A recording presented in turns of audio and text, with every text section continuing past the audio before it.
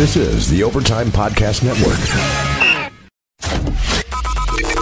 You're listening to Building the Broncos with Nick Kendell and Carl Dumler, Broncos country's leading draft and scouting analysts.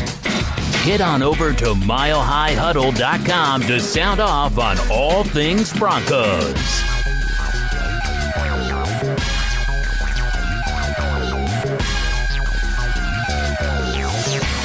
Hello there, Broncos country, and it is once again time for another episode of Building the Broncos. I am your host, Carl Dumler, and with me, as always, I have my co-host and good friend, Mr. Nick Kendell. We want to make sure that you can find us on Twitter. You can find me at Carl Dumler MHH and Nick at Nick Kendell MHH. You can follow the podcast Twitter account at HuddleUpPod and make sure to subscribe to our show and leave us a rating as we value your input on our show. You can find the show on iTunes, Stitcher, and even that of YouTube. Also, make sure you head over to Mile High Huddle, an affiliate of 24/7 Sports and the CBS Sports Digital, to find ours and our co-writers' articles and all things pertain to your Denver Broncos. This podcast is powered by Overtime Media. All right, and today on the show, we are very excited to have a special guest, Andre Simone, who is, he wears many hats over at BSN Denver. He is the lead draft analyst over there, a film analyst, and also the head of analytics, and that's over at BSN. He also hosts his own weekly podcast on the Denver Broncos, specifically as pertains to the draft. Make sure you follow Andre on Twitter at Andre Simone, that's Simone, and find his work at BSN and as well as his podcast. Andre, how are you doing today? Doing great. Thanks for having me, guys. This is a real pleasure.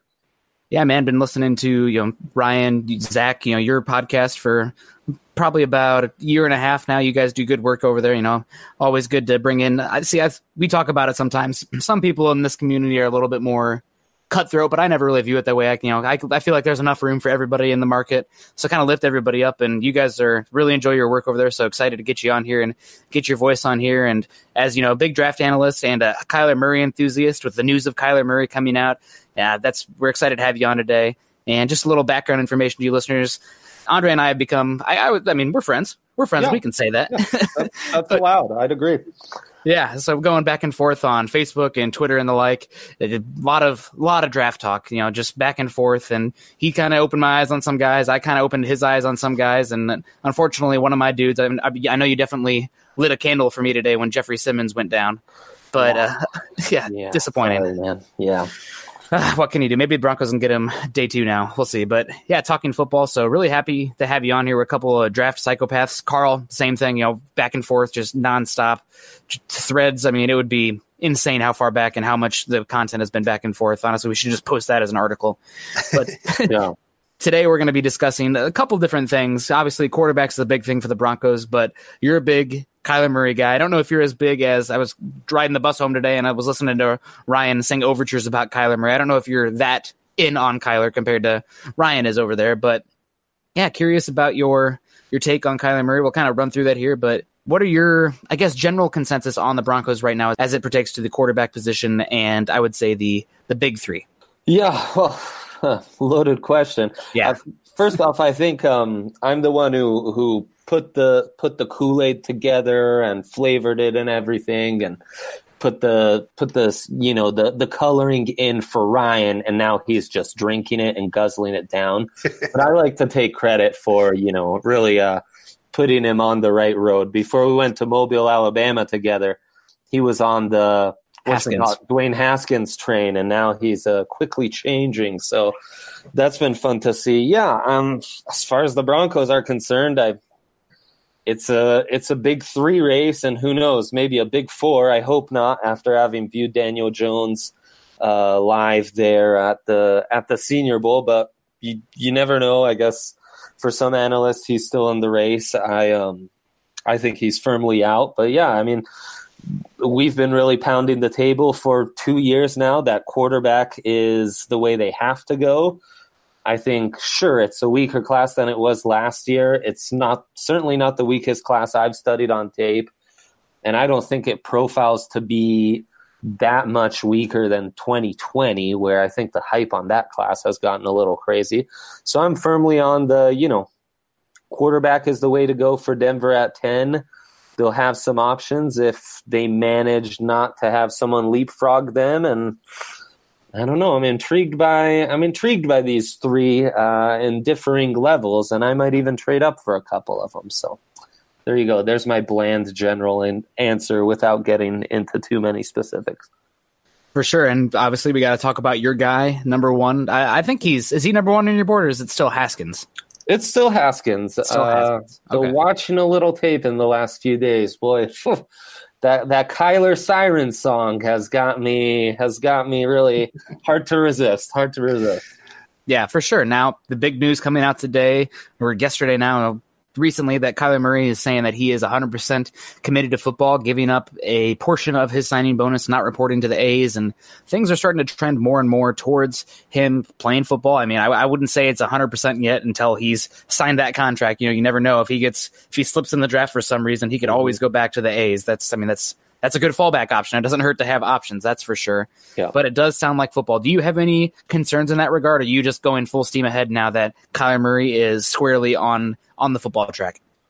Oh gosh, I was full steam ahead in August when I said, boy, there's still a chance if he's still playing football and he's not in the minor leagues, there's still a chance. So no, I mean, it's every step of the way we've gotten a little more hope, and I really think that football is his passion. That's the sport he wants to play. That's the sport he focused on for the majority of his 4 years as a college athlete. I might be mistaken about this, but I really think he only played baseball last spring at Oklahoma, saying kind of, what the heck, let's try it, and then became the 9th overall pick in the draft, which is insane and tells you what an incredible, just raw talent he is. But no, my concerns have eased completely, especially after him saying he'd go to the combine, because that was just an important deadline to get through and an important decision to go to the combine rather than showing up for spring training. What did you think of his big interview that he had with, was it Patrick Saunders? Dan Patrick. Dan Patrick, that's right. What did you think of that interview? I mean, I thought it was somewhat funny and somewhat embarrassing and incredibly awkward. And I will say this whole baseball situation has made me wonder about his team and who's advising him. And I got the feeling in that Dan Patrick interview that his team should have seen this coming, and they should have kind of had a standard answer to go off of along the lines of, we're leaving our options open. We're still deciding. I obviously love football, but I love baseball too.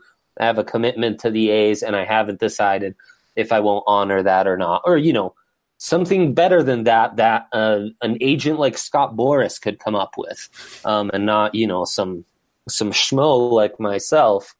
And I wonder if to some extent the issue is that his team, his dad and Boris specifically, were leaning towards wanting him to play baseball and kind of let him go into this embarrassing situation without being prepared. Now, that might be a bit of a conspiracy theory. I think in general, he should probably be a little more, as a former top recruit and a guy who's been at 2 big programs and won the Heisman and certainly been in the national spotlight, you'd like for him to be a little more media savvy as well. But this is when those kids are really getting trained up on all this kind of stuff.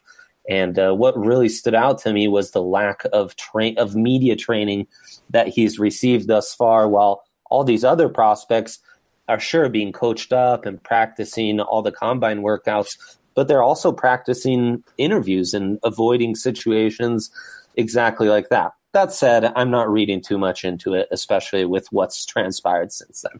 Yeah, for sure. And something, a little bit of a throwback here, not to put any heat on you or anything, but you were a guy that I remember last year. I was there with you as well, but, kind of skeptical about Baker Mayfield being the first overall pick. How much was his skill set translatable? How much was it the Lincoln Riley offense, et cetera, et cetera? I mean, he didn't have incredible arm talent, although for his size, I mean, it's good enough, his anticipation throw, et cetera, but it's not like number one pick, wow, oozing tools kind of guy. But this year, on the other hand, you have Kyler Murray, and you have been about him for very early on, like you've been saying. Mm-hmm. And I'm very curious about, like, okay, so you were not anti Baker Mayfield, but anti Baker 1 overall level talent. You know, you're much more Josh Rosen, Sam Darnold. Right. What makes Kyler Murray so much different to you than Baker Mayfield as far as standing out as a quarterback prospect? Well, I think for one, Baker's been a teaching moment for me. He still ended up with, you know, a top 20 grade, but I've learned a lot from that, both in the fact that maybe the offense was more translatable than I thought. I've also learned a lot. You know, I was dug in on Baker coming into the 2017 season. I kind of laughed at people who would say, hey, how about Baker as an NFL prospect? And said, like, no, he's late day 2 at best. And then as the season progressed and the Big 12 schedule started and he really lit that up and the hype became louder, I had to kind of adjust and warm up to Baker and watch more of his tape. And I thought, you know, he was really NFL ready, but ultimately didn't think, as you said, the raw tools were there, and that in a more standard, conventional pro-style offense that he wouldn't succeed. And now it could be that I was right, that he was really polished and we just won't see great upside. And the Baker that we saw last season with some minor improvements is more or less who you'll get. I doubt that. I think the kid has talent. I think he has more arm talent than I gave him credit for. And maybe the Lincoln Riley offense didn't flash that. But that was a teaching moment. Now, the big difference between them is, I think, maybe just slightly, but Murray does have a better arm, a more velocity and power. I see him make more throws in tight windows than I did Baker. And he's obviously a whole other stratosphere of athlete, which is no knock on Baker. It's just, you know, I mean, Murray's in that rare air of like Mike Vick and Lamar Jackson, while Baker ran, a 4.6. Which is pretty good. That's outstandanding. Yeah, that's pretty good. Yeah. I was actually pretty surprised by how good Baker ran. Yeah, it's outstanding. And, you know, that's like what Manziel ran, and it's what mobile quarterbacks who are going to be able to do stuff on their feet run.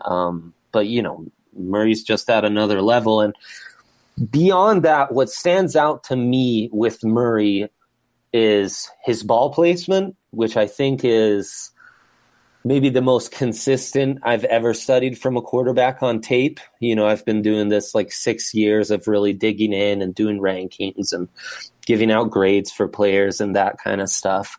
The way in which, whether it's short, intermediate, or downfield, he's always putting it on the right shoulder. He's putting it right where his guy can go get it. Now, always is a loaded word. Like, obviously, I know he's thrown 7 picks, and yes, even he misses sometimes. But to be so consistently right in the ball placement, and, I mean, to some extent, throw your guys open, which isn't something he really needed to do in that Oklahoma offense. But when the coverages got tighter, when the windows got tighter, he was able to do that. Really stands out to me. I mean, I think we talk about accuracy in analytics and stuff. Ball placement to me is all I care about when I study a quarterback's accuracy. And that really stands out to me. And the other thing is his consistency on tape. Obviously, we're going off of one season.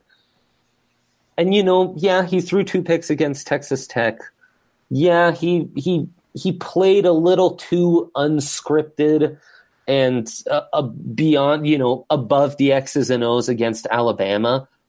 But you'd be hard-pressed to say any of those games were really bad games. And, you know, like Mayfield against Oklahoma State, Iowa State, I thought the zone defenses confused him a little, and he threw some bad interceptions. I thought in the Rose Bowl against Georgia, Rodney Anderson was the star of that game. It took Baker till the 2-minute drill in the fourth quarter to really start making throws that made you feel like, okay, now we're clicking. You just can't really say that about Murray, and it's pretty wild for a guy who didn't miss a single practice in the spring while he was in a quarterback competition, but he was also playing baseball full-time. So, you know, it was a really taxing spring while he's supposed to be learning this offense and getting ready to take over the reins for a playoff team that just lost a Heisman winner, and yet he had so much success and such consistency on the field. Those things really stand out and were really impressive. And one thing I want to come back to, you've been studying the tape of these two different guys over the past few years. What are some of the main differences schematically that you saw this past year from Oklahoma as Lincoln Riley kind of adjusted to what Baker Mayfield did well to what Kyler Murray did well? You're talking about the tight window throws. I didn't really see it as much with Kyler Murray in the intermediate portions of the field, where I felt like his style of offense. I mean, when you got an arm like that and you got the legs that he has, they're playing very much a contained pass rush, because if he gets outside, you're in a world of hurt in the Big 12. Yeah. And it's much more of I wouldn't say boom or bust, but a deep to check down kind of option offense, where I thought Baker Mayfield went through much more NFL style progressions and working the intermediate level of the field. 100%. Yeah. I mean, Baker was way more cerebral, more of a guy who could operate from within the pocket. Now, Murray's shown his flashes. He can definitely do it in the pocket, but Murray needs to speed everything up. Right now, everything's a little slow because that Oklahoma offense somewhat spoiled him last year. They were giving him so much time. So he really needs to speed up everything. I think the main adjustment schematically that we saw was once Rodney Anderson went down, then you really saw them run more and have more designed runs off, RPO type looks and what have you. And that super creative offense where they're moving the O-line every which way. You saw a lot more designed runs, and fewer intermediate throws for sure. There's no denying that. I think the tight windows you see are more on deep throws or in the red zone. He really stood out to me. I mean, the touch that Murray showed in the red zone when he's got guys blanketed, and again, the ball placement is perfect and he's putting it where only his guy could go get it, was impressive. But I'd really say that those were the two main differences. I also think, they lost Mark Andrews, but the O-line and Rodney Anderson, but the O-line was a lot better. And I got to point out, I was going to ask you this. Do you think that how many NFL teams would take CeeDee Lamb and Hollywood Brown going forward as their 1 and 2? Because I think that's like as talented of a 1 and 2 that you're going to see. I mean, you got Clemson with Ross and Higgins, and you got Alabama. They got Waddle, Judy, and Ruggs. But I mean, CeeDee Lamb and Hollywood Brown, that is an incredible duo to throw to. Well, I mean, I'd take that in Denver right now. With all the love and respect for Tim Patrick, Deshaun Hamilton, Cortland Sutton, I'd rather Lamb and Brown. Oh my goodness! Yes, I'd love all of them to come with the offensive line. Lincoln Riley, no offense to Scangarello. Yeah. Now, something I got to say, we've been doing a very good job. We haven't even talked once about a tight yet. We are, 10, 15 minutes into this. We haven't even talked about the big thing that's really just going to surround everything going forward. And there's been a lot of studies about, how much does height matter to the quarterback. As a statistician, I do think there is a little bit of selection bias, because a lot of times those quarterbacks that are shorter, just because of the ones that are filtered to play quarterback, are taken away from it. If they are sticking to play quarterback when you're 6'1", 6 foot or shorter, you have to have some incredible tools. You're not putting the 6'5" guy with slow feet at wide receiver or anything like that. And if they are shorter or whatever, they're not playing quarterback. So I think there's just a little bit of selection bias in that sample size. So, but outside of that, 5'8", 5'9", 5'10", 5'7", whatever he ends up being, does this height matter to you? And at what point is short too short? Yeah, I mean, obviously it matters to me, and good point on the selection bias. I mean, like watching the AAF, we saw, the former Houston quarterback that's playing wide receiver now, Greg Ward. Yeah. It's a select 1% of undersized quarterbacks who stick at quarterback and even have a chance. So their arms have to already be pretty special to even get a shot to play quarterback at the Division I level. Yeah, I mean, his height matters. It's why Haskins is ranked ahead of him. It matters because, the big thing is going to be you're not going to be able to play him under center all the time. I was talking to the guys, our team down in Mobile, about this. He's not going to make sense on a 3-step drop under center where it's 1, 2, 3, back foot hits, transition your weight, boom. He's too short for that. Yep. So already a defense knows if Kyler Murray's under center, we're doing one of like 3, 4 things. It's gonna be a handoff. It's gonna be a play action bootleg. It could be the rare 7-step drop, or maybe it's a quarterback sneak, if the down and distance is right. So that matters. You're already showing your cards to some extent by doing that. And that certainly matters. Now, we saw him at Oklahoma. I mentioned it earlier that, he can operate from within the pocket. I've seen plenty of throws where the pocket's kind of caving in on him and he's able to either step into it or off his back foot, still deliver, a dart. So I think that he can operate from within the pocket with an NFL-sized line, but it's without a doubt, it's going to force you to change up the schematics. And then, beyond height, you get into size. And that's maybe the bigger thing is his weight and ability to take on contact. I saw this stat earlier today. He only had 5 passes knocked down. Yeah. So, right. I know a lot of people will point to that of, he won't be able to get it over the defensive line. They're going to knock down a lot of passes. If you design an offense around his skill set, that's not going to be as big of an issue. Like you said earlier, he likes those either dump offs or he likes the deep pass. Mm-hmm. And those are easier ones to get over that defensive line, make them not be able to get their arms up and bat that pass down. So I think that can get a little overstated sometimes of how much a little quarterback can't get over the offense or the defensive line. I do have a counterpoint to that, though. As far as I saw Pro Football Focus release that today, but I think that is intellectually misleading. When you are doing a statistic like that, a count stat is not as representative to what's actually going on. It would have been much better if they did a rate statistic. And Thomas Hall, who works at Mile High Huddle, he actually released one where it was batted balls per pass attempt, which I believe would be a better statistic because then you're equalizing it.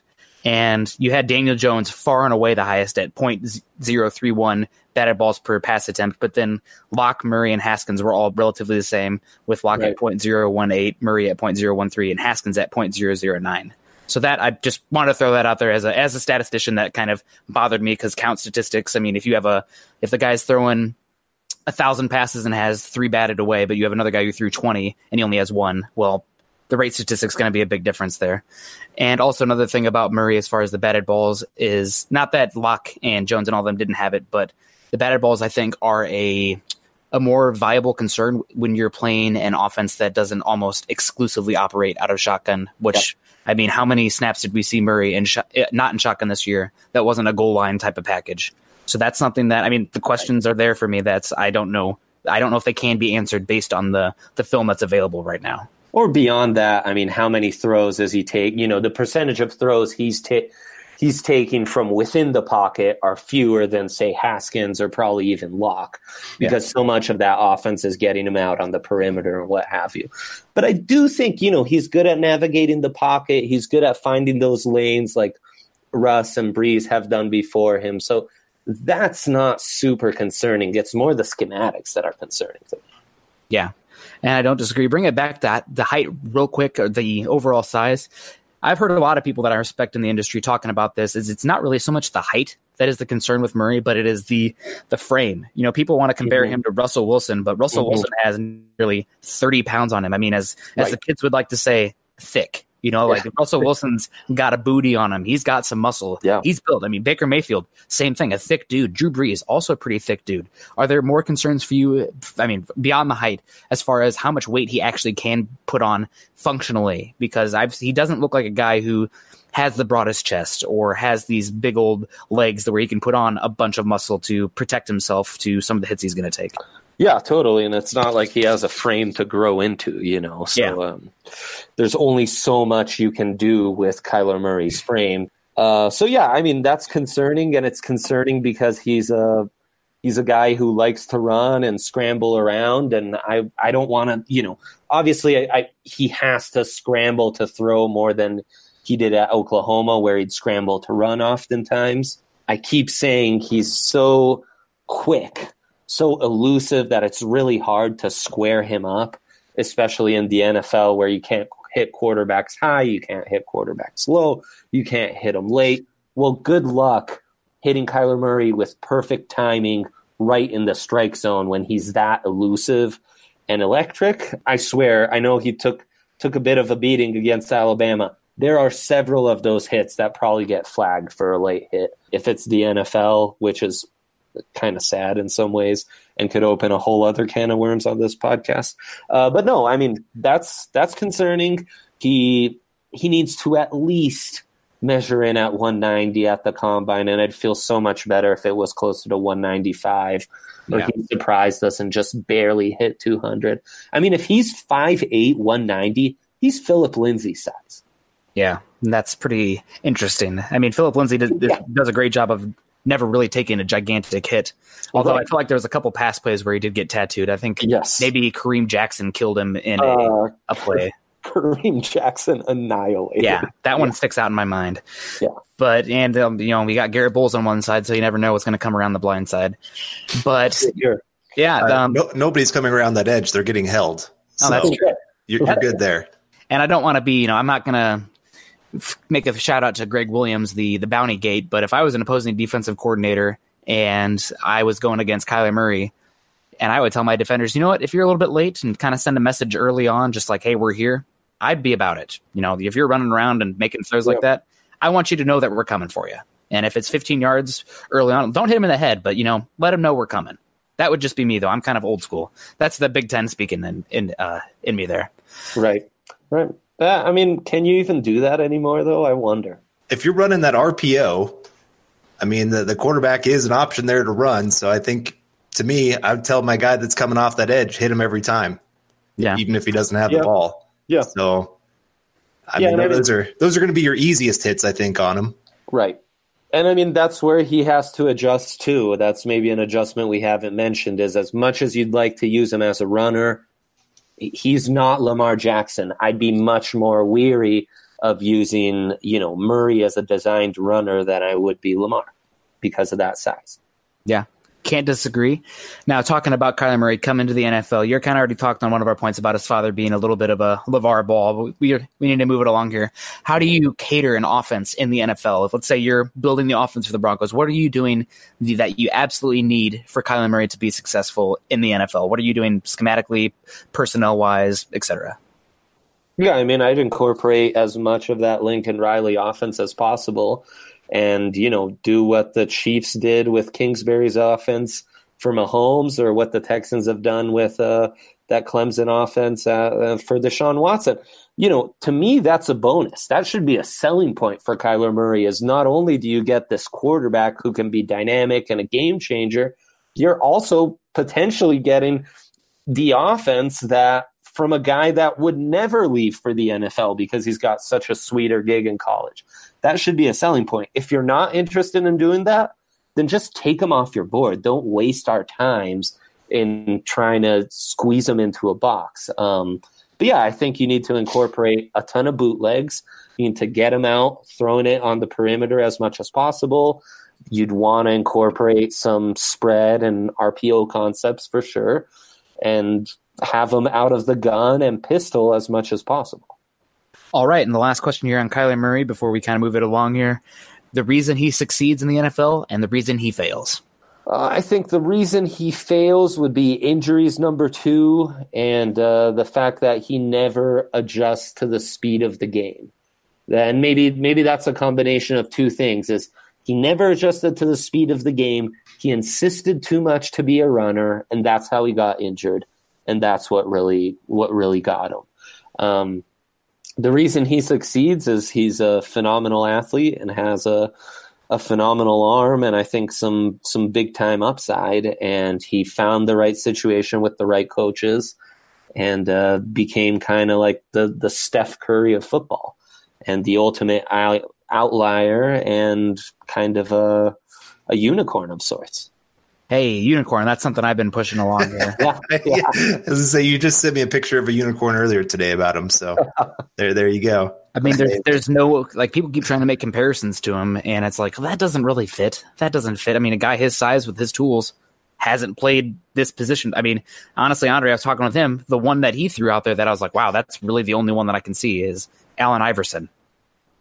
And that's like, because he played in high school. And I mean, maybe, 20 years later or whatever, he might have been given this chance. But this is where the NFL is at now. So really interesting. I'm one of 10 people, or they're not 10 people. There are 3 guys right now in the top 10 that I can get behind. And Kyler Murray is one I can get behind. I do have some reservations. I mean, we've talked about him on here, obviously, but I think there's enough to work with all these guys. I mean, there's no Andrew Luck in this class. There's hardly ever an Andrew Luck in any class. Right. But I think all 3 of these guys can succeed if you build around them and develop them the right way. And it depends on what's in their chest, their heart, what's in their head with their brain. Yeah. That's stuff that I can't answer from the tape. But I think that the tools that all 3 of the top 3 guys have enough there that if you take them, I think that if you do what's right by them, you can succeed and develop and find your franchise quarterback. All right. Well, we're going to move on now to the main guy that has been linked to the Broncos. And a lot of people have, pun very much intended, locked him in at pick number 10 to the Broncos, and that is Drew Lock of Missouri. You were down there at the Senior Bowl. What were your impressions there, especially compared to a guy like Daniel Jones, who you said was maybe that number 4 guy, probably doesn't belong in this group of 3 guys, but some people have him there. What were your impressions down there? Yeah, I mean, it was an interesting week. Locke started off pretty hot. The velocity is obvious to see. The athleticism was intriguing, and I think he was able to show that off more than some might have expected. And unlike Mayfield and Josh Allen, who a year ago maybe were overly conservative, he wasn't afraid to let it rip and take some deep shots and hit them. And, that resulted in a poor ball placement on a back shoulder throw that got intercepted by the 3rd day of practice. And, he wasn't great in the game, but I think overall he was able to showcase his raw tools and was generally impressive, while, Daniel Jones was kind of the opposite. And the bigger takeaway for me from Locke, my big concerns for him coming into the year, and he's been able to answer those fairly well with his 2018 tape, was how can he play off his secondary reads because he was inaccurate in 2017 and prior, and how can he handle pressure because he couldn't. He was kind of like the souped-up Mason Rudolph coming into this season. Under pressure, he played really well in Mobile in 11-on-11s and even in the game. So that was impressive. Daniel Jones, on the other hand, probably his greatest strength was his poise in the pocket. I didn't see that. He got sacked once in the game, would have been sacked twice in 11-on-11s down at the Senior Bowl on the 3rd day of practice. I thought, people see the stats and the game MVP and the highlights and don't realize that game wasn't very impressive. He's hitting wide open guys and almost threw an interception, and again got sacked in the red zone. And it just so happens his team scored on 2 drives, but the lack of arm strength was obvious. Lack of deep ball accuracy from Jones was also obvious. What I hadn't noticed so much on tape was really striking, sitting field side in Mobile, was that when he has to throw away from his arm side, he is not accurate. And he struggles to kind of get it out there. So, coming in, you had these concerns and you only confirmed them. And then on top of that, he's not showing the pocket poise you'd like to see. So it was kind of disappointing from Jones. Good enough from Locke, but nothing overwhelming either, I'd say. What did you think? There's a lot of people that were messaging out or tweeting out about his interviews and just how his presence was, and people were pretty impressed with him just being in front of media. Yeah, that was really impressive. He comes off as a laid-back kid, but a smart kid. His whole view on how he made the right decision to come back to Missouri for another year, and how he was able to play under a new offensive coordinator that had former NFL experience, and how that really helped improve his game, was very impressive. He just came off as a guy who can handle the big stage, can handle the tough questions, And he looked like a guy who's been coached up in these areas thus far, unlike Kyler Murray on the Dan Patrick Show. So I think he'll impress people for sure. And I think when people put him on the board, he was talking about how he wouldn't have felt confident a year ago had he declared. Now he feels really confident. And, he's got answers for everything. He's got answers for the South Carolina game and why things didn't go well. He's got answers for his footwork and how, in a new offense, he was still using his old footwork mechanics, and halfway through the season decided to adjust and adapt to Dooley's footwork that should go into his offense. And I mean, you can then talked about how he's had a greater load of the offense on his shoulders, and that's actually what he'd rather have because it allows him to be more prepared and understand things better. So no, he was really impressive. And I mean, it's one of those rare cases where on the podium and, on my tape recorder, it translates to what we saw on the field and all the improvements he made. He looked like a much more cerebral quarterback in 2018, and he came off as a cerebral quarterback in interviews. Well, good. I was down at the Senior Bowl last year, and I just remember when Baker Mayfield walked on the field. Yeah. Like everybody, every player, every coach, every media person just like stopped and stared. Yeah. And it was just, he had that presence about him. And for me, I was hoping that Locke would be that guy that could show that at the Senior Bowl and just kind of be the guy that everybody else kind of turned towards and looked to, and especially players wise. That was one question I had about him.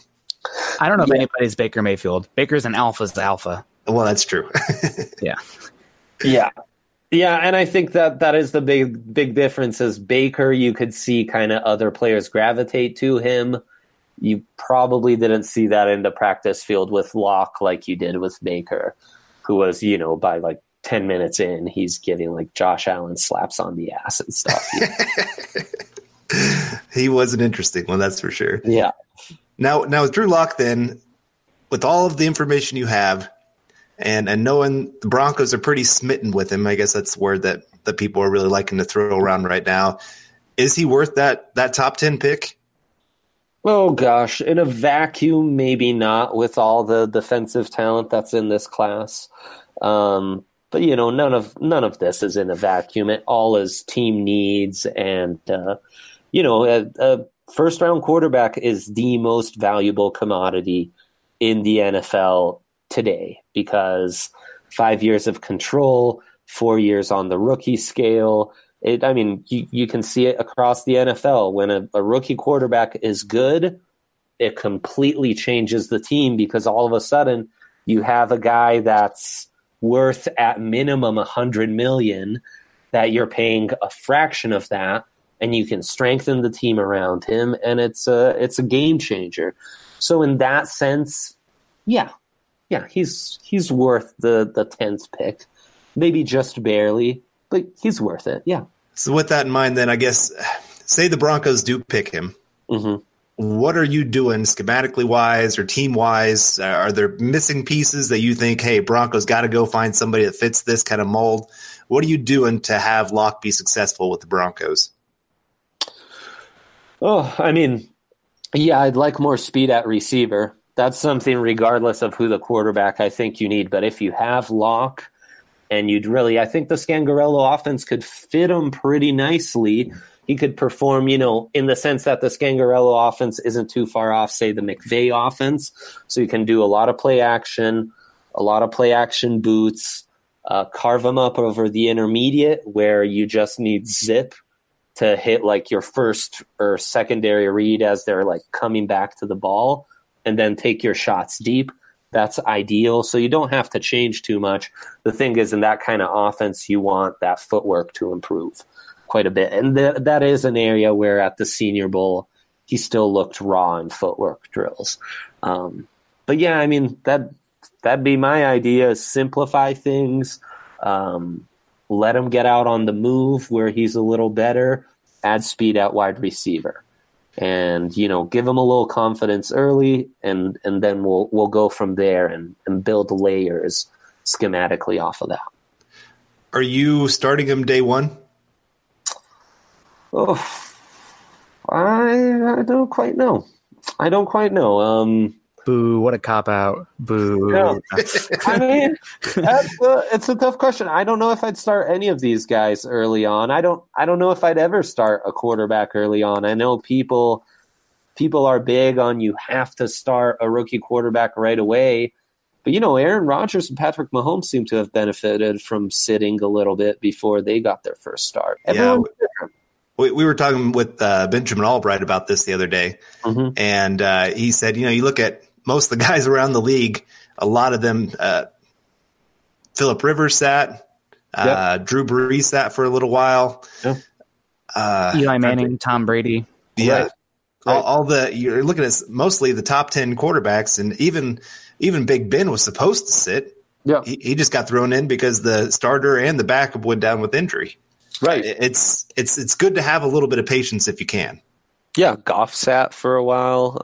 It's not bad, but you got to be able to handle the heat, and this town can be ruthless. That's the problem. I mean, I think playing quarterback in Denver is harder than 90% of any other NFL city because the standards are so high, the media is so crazy, the fan base is so crazy.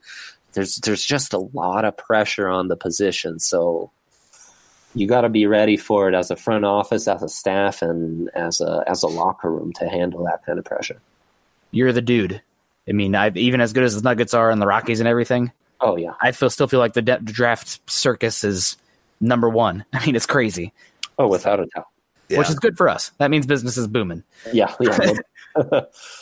But moving along now, because this is a classic in the podcast. We always run a little bit long because there's just so much to talk about, but that's fine. We're going to have to cut it a little shorter than probably you'd like, than I'd like. But Dwayne Haskins, pros and cons. I mean, there's some questions about him. We had Joe Goodberry on here, and he talked about just some of the limitations with Haskins as far as pushing the ball vertically. Is that something that he has an issue with, like Haskins himself, or is that something that the Ohio State offense is asking him to do? Because Urban Meyer, that classic, we have so much talent, just don't turn the damn ball over, and we're going to win 99% of football games. But do you think that, the sample size being small, not really the best guy out of structure, questions that really should be arising now after we saw Goff get just destroyed because he couldn't make plays outside of structure? Yeah. Is that these limitations, both pushing the ball vertically, structure, outside of structure, are those things that are potentially bringing you down on Haskins? Or are you still very firmly with him as the quarterback one, and that's, write it in pen? Athletically is a concern. I think pushing the ball vertically, I like what he does. He needs to be more consistent, but I think that's one of his strengths. I think it's the velocity, especially towards the sideline, that's more concerning for me. We're splitting hairs, but I just think he needs to be more consistent. I think it's the thing with Haskins is it's in the eye of the beholder. If you look at it as, boy, the way he came along towards the end of the season, how polished he looked early on in a tough situation at Ohio State, where frankly their O-line wasn't very good. Their receivers were explosive, but there's a lot of drops in that offense. Those wide receivers did not have the smoothest hands. And you think if he could just have started another season at Ohio State, maybe he'd really be giving to a run for his money in 2020. If you're looking at it like that, you love Haskins. He's probably underrated. If you look at it as he got by with a really good offense, lots of lateral throws, the stats might be a little deceiving. He's still inconsistent. Is he really a special quarterback? Is his ceiling like a fringe top 10 quarterback? Then you might be down on him. And I like to see it as case A, where I think he's just scratching the surface, and he checks off a lot of boxes, and he's a guy where system concerns aren't such a thing. Like, just let him operate out of the pocket. I think he shows some ability to be a cerebral quarterback. Improve his game in those areas and let him take off. And you don't really see so it's kind of the antithesis of Drew Lock, who needs to be kind of reeled in a little bit with some of his decision making. You don't see the Alex Smith potential syndrome with Haskins, where there are plays that he leaves on the field, but instead decides to kind of move towards a check down option just to potentially keep the offense going when he might be leaving some big plays on the field. Sure, I think that's a fair point. I think, like I was saying with Kyler Murray, and like you could say about 90% of quarterbacks coming from college, he needs to speed things up a little bit. Mm-hmm. I think he probably played it a little too safe at times, which is frustrating because, frankly, I thought he was more accurate downfield than he was on shorter to intermediate throws, whereas ball placement wasn't always out of this world, could have been a little inconsistent at times. But no, that's not a huge concern for me. And the final thing before we move on to some of these day two players that we wanted to touch on, are you going to break down his throwing motion, his arm mechanics? Because it does look a little funky, and I do believe that arm motion is not the sole cause, but one of the big reasons that his ball placement and his accuracy can be a little bit spotty in the intermediate and short areas of the field. Yeah, no, I think that's a great point. I think if you could clean that up just a little bit, he could make some improvements. Though in some ways, this might be odd, but I think it also allows him to throw from different arm angles a little better. But yeah, his throwing motion is funky. All right, well, moving on now. I had asked you earlier last week to give me 10 players that you wanted to touch on as far as players that you like, players that might fit the Denver Broncos, and some guys that day two just, we've been talking a lot of quarterbacks on here, some of the early round guys, but I don't think the top of this class is as incredible as we've seen in years past. A good defensive class, especially in the defensive line, the edge rushers, but I think it's a pretty good class in the top 100. So wanted to touch on some of these day two, day three guys that really you feel comfortable with, and you have, if you're doing mock drafts, the mock draft simulators, you always seem to wind up with these guys depending on how the scenarios go. And the first guy that you have listed here, somebody that I know that you've talked about a fair amount, and sticking with the University of Ohio State, Draymond Jones from the Ohio State University, really good interior pass rusher, 3 technique, his spin move just put so many dudes in a blender. That was, you might as well just put that over and over again. Got me a little bit queasy watching so many of those, but Draymond Jones, I'm not sure if he's a first round guy. You kind of send me some here that potentially could see their way work up in the first round, but Broncos are picking at the top of round 2. So that's always kind of fun to talk about some of these guys that potentially could slip down, but Draymond Jones in Denver, I got a little bit of a list here, some of the strengths and weaknesses of his game, projection, where you think he's going to go, and his fit in Denver. Yeah, I think he could go kind of all over in the top 50. I think his potential is limitless, and I wouldn't be surprised if after, say, the top 15, someone fell in love in the right scheme and just pulled the trigger. I could also see him drop a little bit because he can be inconsistent, doesn't play with great natural leverage, which I hate. Sometimes he gets pushed around at the point of attack. But, this is a guy who offensive guards cannot block him one-on-one. He's just got such great wiggle and quickness. He's so disruptive, lives in the backfield. And again, I think there's really intriguing upside with him. And he profiles as an elite interior pass rusher. I think, we're seeing Grady Jarrett, who's probably going to get some big money. I don't think Grady Jarrett was anywhere close to as talented as this guy, but they both share that one elite skill. And that's an elite skill that's going to get you paid a lot. And it's kind of what the Broncos defense has been missing for a while. So I think his fit in Denver would be phenomenal. He's really a superb athlete. You watch him in pursuit. Not only is his effort great, but he can run downfield with running backs 30 yards for a 285-pound guy. That's really impressive. But yeah, he's far from a finished product, and he needs to improve. I would be worried about him in a scheme where he's the star pass rusher. In a scheme like Denver, where he's got those 2 edges and he can just go hunt those one-on-one matchups, I think the sky's the limit. I would say that he would have been in a healthy Ohio State team this year, he would have been the third best pass rusher on that defensive front. Oh, yeah, no doubt. Bosa and Chase Young were phenomenal. Yeah, those guys are untouchable. Yeah, crazy good. Too bad Chase Young's only the second best edge rusher next year because AJ Epinesa is better. But that's for another time. Wow. But I guess one question I wanted to say about Jones is Where do you think he's actually a good fit in the 3-4 base as well, where he can play maybe some 5 tech and 4 tech, 4I, whatever you want to call it? Or is he a guy that you probably pretty much need to see him in the 2 down lineman kind of thing, where you have the sub packages playing 3 technique? Yeah, I've been back and forth on this. I think he has the length to play at the 5. I think he needs to one gap a lot more. Yeah. And so that's the thing. If you can have a 3-man front where you're doing a little more one gapping, yeah, he could handle it. But then you're putting some pressure on those linebackers, which is a definite concern in Denver. Your guess is as good as mine. I'm leaning yes, because I think there's so much upside, but it's undeniable he has to work on some things, especially his power at the point of attack and the ability to play lower to the ground. How hard he plays so upright sometimes. He makes me so mad. Oh my God. So I had a quick question for you. This is not a guy on the list, but since you tweeted it out earlier, Jeffrey Simmons, where does he fall now because of his injury? Oh man, killer. There couldn't be a worse position for someone to get injured and kind of fall by the wayside. And especially because he's not at the combine.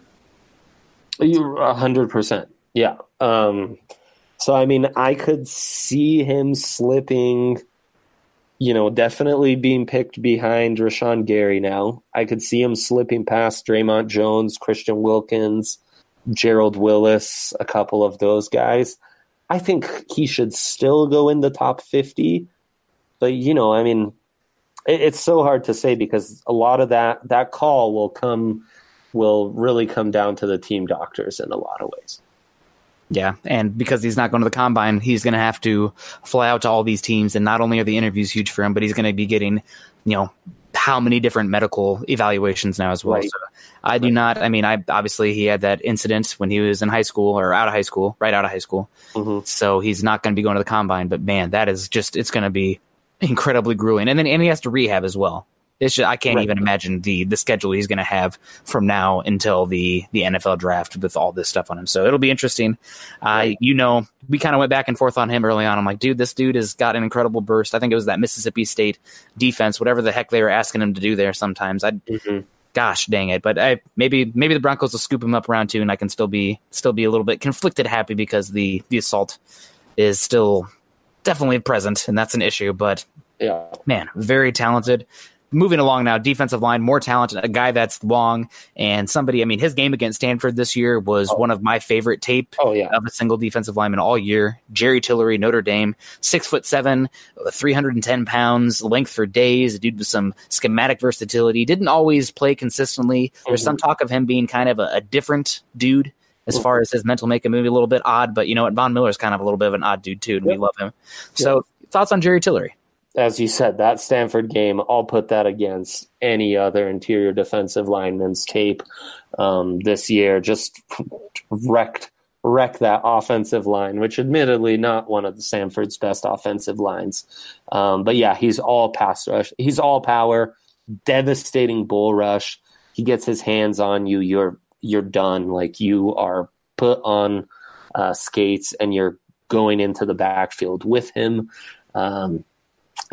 Doesn't have great wiggle, unlike Draymond Jones, who's more finesse, more quickness, nimble feet, wiggle. He's more of a power, not really an east-west mover. He's going to get by you, and then north-south he can operate some. Developing hands, but I think that's such a strength that he needs to develop them more. If he can unleash that swim move more regularly and just add to his arsenal of pass rushing moves, I think he could become a really talented player. Used on the interior a lot. He's a guy who I feel a lot better about his fit as a 5 technique in that Broncos defense. I know it's probably the easy comparison here, maybe a little bit cheating, but Steven Tuitt, maybe not the same size, but a guy that, just so powerful at the point of the attack, can dominate dudes. And once he gets his hands on you, if he can get you on your heels, you're going backwards. Yeah, I don't mind that, though. Again, that Stanford game makes me think, boy, maybe there's just a little more pass rushing talent that can be unlocked. We'll see. But yeah, Tuitt would not be it's not his floor, it's not his ceiling. That's maybe his baseline. I think he might have just enough to exceed that, but that's not a bad comp at all. Again, it's the low-hanging fruit. 2 Notre Dame guys with just crazy size. Absolutely. So that's what we're all about here. We're here for the basic ones that don't take any brain power, because we're operating on beer and corn here in Iowa, and Carl's whatever the heck, wind power over there in Kansas. Whatever works. But moving on now, we got a good list of names here, and somebody that, I'll definitely speaking about Iowa, sticking the flag in the ground, the 3rd best tight end in this class. If you say differently, we're logging off right now. This is where it ends. No, I'm just kidding. But Irv Smith Jr. from Alabama, I think there is if you want to rank him number 1, number 2, number 3, I don't have an issue with it, honestly. I think there's a clear distinction between the top 3 and the rest of them, and I think you can draw a line under them. And if the Broncos can get Irv Smith round 2, and maybe lock round 1 or whatever round 1, I think you really get yourself a playmaker at the tight end position. Maybe year 1, tight ends sometimes take a year or 2 to kind of get going, because gosh, how much they're asked to do mentally. Good point. Blocking scheme, pass route schemes, et cetera, is just insane. But Irv Smith, I really love the game here, and he's a guy that I was excited that you brought up as one that you wanted to touch on as a strength and weakness guy and a potential fit for the Broncos round 2. Yeah, what stands out to me about him is, first off, he's so explosive. And it's, explosive in the red zone on contested grabs. So that his ability to leap and go up is really intriguing. His burst off the line, whether it's as a blocker where he just takes you and overpowers you, or in and out of cuts, or, separating deep from linebackers and what have you. Explosiveness is kind of the key word for him, and he's a little undersized compared to a Hawkinson, for example. But I think, pound for pound, the best tight end in the class. So that's how I'll qualify it there and make everyone happy. And I love the fact that, complete blocker and also really intriguing tool set as a wide receiver. And I think if you develop him somewhat as a route runner, he can be a true mismatch with just a high ceiling, and can be a red zone weapon and just an all-around tight end. I'm very intrigued by Irv Smith. In fact, I'd be hard-pressed to pick between these 3 if, say, they all dropped to 41. It'd be a hard pick for sure. Let's say all 3 of these guys are on the board at 41, as well as Hollywood Brown, as well as Dalton Risner. Oof. I guess. It's hard to do before free agency. What quarterback did we take? Let's just assume it's lock. Yeah, maybe if it's lock, I go Hollywood Brown. All right. Yeah, that's definitely a fit there.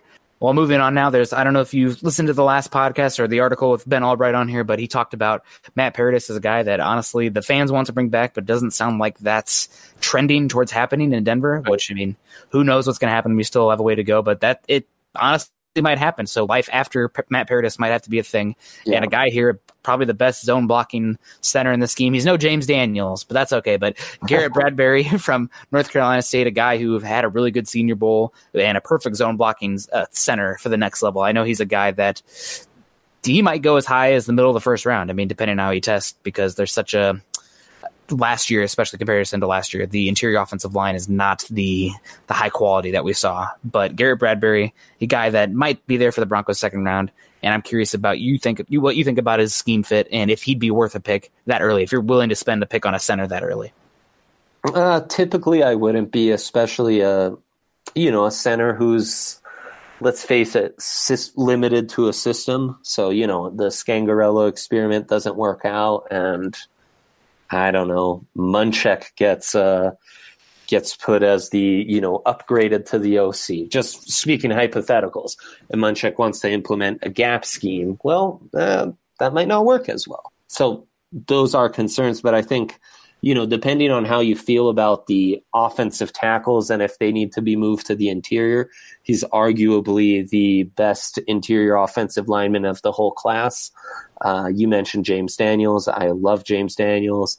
I think Daniels had more raw talent and upside, but Bradbury's tape is really not that far off.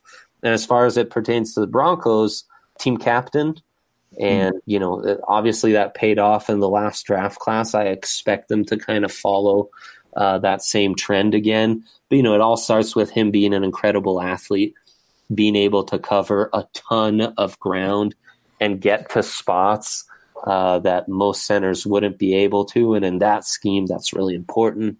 I was hearing Ross Tucker on something or other who compared him to Tom Nalen. So that's not a bad comparison for Broncos fans.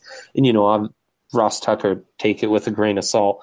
But, a guy who knows offensive line at least. And as you mentioned, definitely perfect for his own blocking scheme. He can be ruthless on the second level. When he's got you in space, you're in trouble. And, plays with a bit of nastiness. I got that vibe even from interviews in Mobile, talking to him. He's a former fullback and tight end who arrived to NC State, kind of realized he wasn't going to see the field much. And, after mulling over a few positions, saw there was an opening at center, took it, and now he's the Remington Award winner as the best center in the country.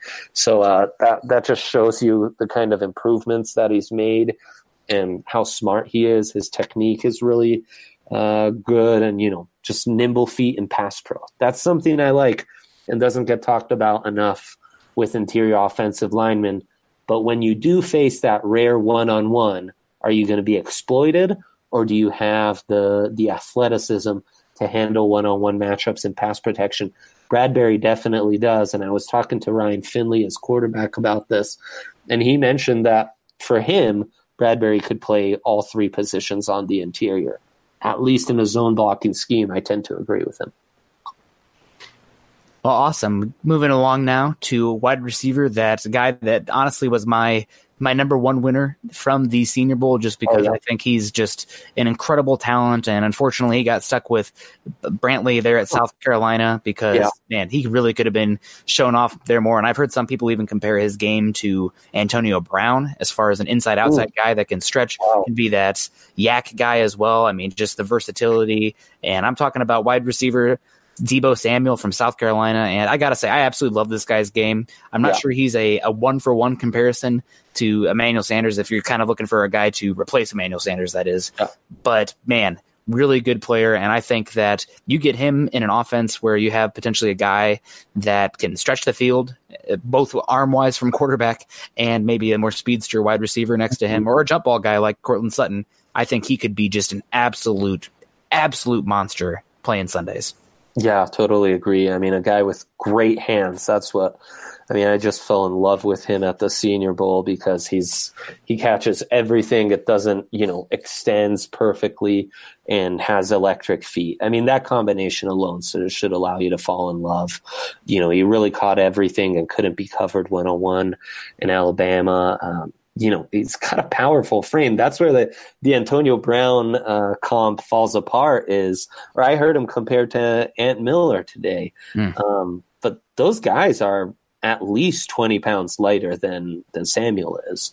And, just powerful frame. And I think the potential as a yak weapon and a special teamer is there when he's got that, carrying 215 pounds on a 5'11" frame. That's a guy who packs a punch. And, he can play outside or in the slot. I love that about him. And I think maybe the best combination of size, speed, quickness, route running, and hands of the entire wide receiver class. Yeah, go ahead, Carl. I was just going to say, one of the things that really stuck out when I was watching them there at the Senior Bowl, some of the plays that he was making, was his work in the red zone. I mean, his ability just to get open in a hurry and really embarrass corners. Yeah, there's no way you can play man coverage against this guy in the red zone. Yeah, his quickness, I think, incredibly is underrated. But, in a wide open class, depending on what happens in the combine, he's squarely in my top 5 now, could move up even a little higher. Hopefully not, so he drops to 41, but we'll see. He's a real talent. Yeah, very much a big fan of him and love him, and we'll circle back to the draft game that I told you about last time. We'll talk about that before we get out of here. But moving along now, the Julian Love, cornerback from Notre Dame, and I feel like he's a guy that's getting really lost in the shuffle with this cornerback class. That I know he was injured down the stretch, but he was one of the few that actually showed up to play against Clemson, I thought, in that game. So Julian Love, a guy that, after getting Fangio here, I think he's a guy that's moving up as far as fit and need for this scheme. Yeah, totally, because doesn't possess great length, isn't going to be that lockdown man corner who you have follow the number one wide receiver of your opponent across the formation. But he's versatile, and he has great instincts downhill, really good playing off coverage. He's going to close that cushion in a hurry, fluid hips, good ball skills and instincts. He's one of these guys where when I analyze corners, sometimes you really got to pay attention of, is he getting his head turned around? Or, it's like obvious to see, like, okay, here he goes. He turns his head around. It's kind of mechanic. He's so smooth in that. You barely noticed it, but then you're done with the tape and you're like, oh, geez, he never got caught off guard. His eyes are always in the right place. And, he's feisty too, so he kind of makes up for that lack of size. I think he can be that boundary corner in like more cover 3 looks and really cover the sideline perfectly. And the only concern is going to be his length, because like Stanford game gets beat for a touchdown by JJ Acrega. What's his name? Whiteside. Yeah. That's what he does. He lives in the red zone. He's going to box you out. He's going to take advantage of smaller cornerbacks. But I think he's got good speed, downfield, fluid hips to run after guys, but he's also really good downhill. The more tape I watched of him, the more I was like, he'd be a really nice fit in this Fangio defense. This last guy that you have listed here kind of surprises me. Yeah. And it's not because he isn't a talented player, but it's just more because of the position and what the Broncos have there. But Rodney Anderson, running back of Oklahoma, super, super talented running back. Yeah. Unfortunately went down with injury. Has a lot of injury concerns heading into this draft. But if you're just looking at him as a talent perspective, this kid is off the charts. I mean, I guess, one, what do you see on tape with the talent? And two, for the Broncos, could you really actually see them going running back if his kind of talent is there in the second? No, probably not. He's just one of my guys. And when I made the 10, I couldn't keep him out because I just love him so much. I mean, I mentioned him like 3 times while we were talking quarterbacks earlier. That's, he just, I thought he was so impressive in that final stretch last year. I will never forget how he obliterated Roquan Smith in the Rose Bowl. I mean, Roquan could not track him through the hole. He could not, tackle him in space. His like quickness and ability to jump cut was just out of this world. I think, Jacobs of Alabama has the potential to be the most complete back in this draft class, but Rodney Anderson, when healthy, is without a doubt the most complete back and was the most complete back in the country when healthy. The OU offense just took off when he became the featured back in 2017. His vision is outstanding, power, burst is high end. His quickness really impresses me for a bigger back. And, the abilities to shake guys in the open field. But, I also think he has good hands as a pass catcher, is strong in pass pro. And to me, would have been a first rounder last year and definitely a first rounder this year if it wasn't for the injuries. And the injuries are very serious. Right. I've heard some people compare him to Arian Foster, both for play talent and those injuries. That's a great comp for play talent. But, if he did drop Carl to say day 3, I'd take a flyer on him. I'm not so sold on Royce Freeman, and I think if you could have a 1-2 punch of Anderson Phil rather than Freeman Phil, that would be a significant upgrade for the offense. My heart still throbs knowing that the Broncos were on the phone with Fred Warner with that round 3 pick. I know. Every day I wake up and I'm like, gosh darn it. In the shower thinking about it, eating my breakfast. No. But speaking about athletic third-round linebackers here, what a transition. I know that's what we're paid the big bucks for. Yeah. Terrell Hanks, linebacker from New Mexico, a guy who's just budding athletic potential, a guy who I believe played safety before moving to linebacker, and a standout at the Senior Bowl from everything I read from the games I saw. Still very raw mental processor, a lot of the nuance of the game, shedding blocks, whatnot. But if you're looking for an upside linebacker, round 3, maybe round 4 in this Fangio system, you want speed, coverage ability, Terrell Hanks is the dude you need to put a yellow highlighter through because he fits the mold. Yeah, 100%. And I mean, that was our impression when we first saw him. He's in the one-on-one coverage drills, and we thought he was a yoked up corner. And then you realize, oh no, this guy's a linebacker. And you see the same thing on tape because they've got him covering out in the slot. They've got him playing all over the place. And yeah, he's raw. If he could just play at full speed and the mental processing wasn't a thing for him, I don't think he'd have trouble taking on offensive linemen because when he doesn't have to think, he can be a heat-seeking missile, but you don't see enough of that on tape because he is a little slow processing. So can a great linebacker coach like Fangio repair that and make him better? Hopefully. He's definitely versatile. His coverage ability is out of this world. His pass rush ability off the edge is out of this world. I mean, this is a guy who I think his last 2 seasons had close to 20 sacks. Exceeded that in tackles for a loss, had 3 seasons where he exceeded the century mark in tackles. His production is off the charts. Insane upside in coverage, great athlete.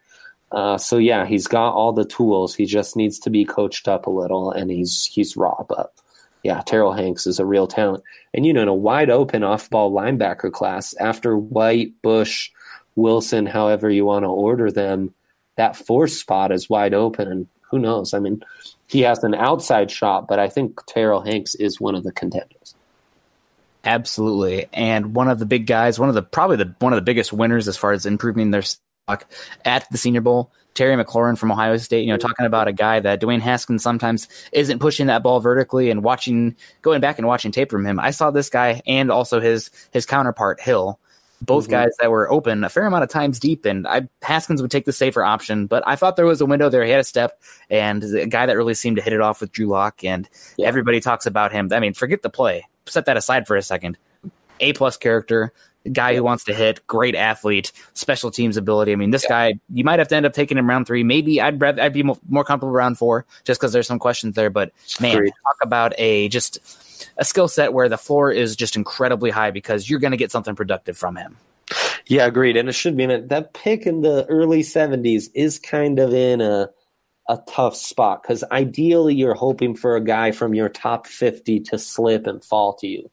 But if you go this strategy where it's like, man, I can't handle waiting till the 4th, I got to jump now, Hanks and McLaurin would fit. And yeah, as you mentioned it, one of the first things he told me when I interviewed him in Mobile was he prides himself on special teams. That's a big Urban Meyer thing, to put your best players and your best athletes on special teams. So he's really adopted that and, was as a gunner, not even a returner. But yeah, has elite speed, is just a devastating big play weapon, developing route runner with supreme quickness, really undressed some talented cornerbacks in Mobile like Chris Boyd. He's worked on hands a lot to where I don't think that's really much of a concern anymore. Unless he's dropping ones in the Senior Bowl. Down the middle from Drew Lock, which are perfectly placed. Oh, fine. Other than that, but I mean, one of the most impressive guys down there at the Senior Bowl. He mentioned it himself. He could be better as a yak weapon. But his upside is huge in the right offense with a big-armed quarterback. And again, 2-time team captain. So, the Broncos will like that leadership and see that as a plus. And I completely different games and completely different reasons they would have dropped. But, Stephon Diggs was also a former top 100 recruit who, because of injuries at Maryland, never took off and then turned into a pretty, good wide receiver in the NFL.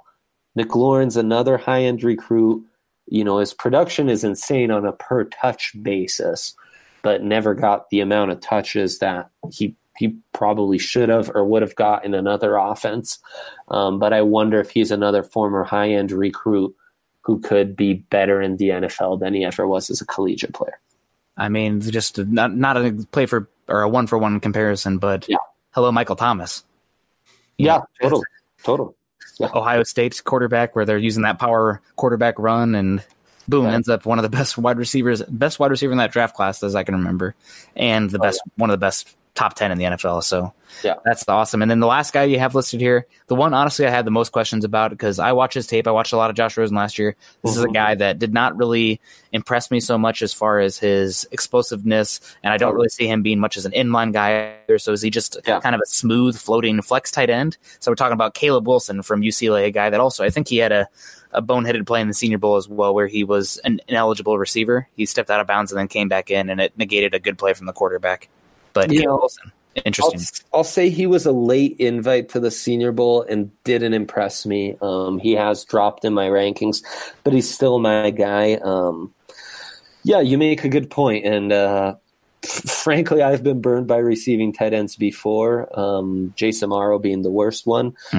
So maybe I should tread lightly. But I just love the kid's production. I love the way he annihilated Armani Watts, who we could find again in the AFC West last year. How despite often, schemes change, he's come back from injuries, quarterbacks have changed, his production has stayed the same. He's basically averaging 90 yards a game at UCLA when, teams knew he was the one guy to stop.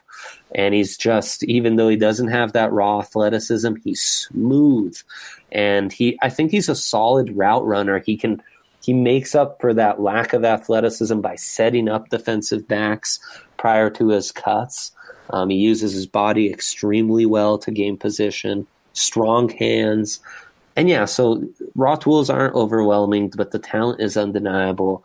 A bit light in the pants. I think if you put a little more muscle on his lower body, he might become a guy who can be more of an inline guy.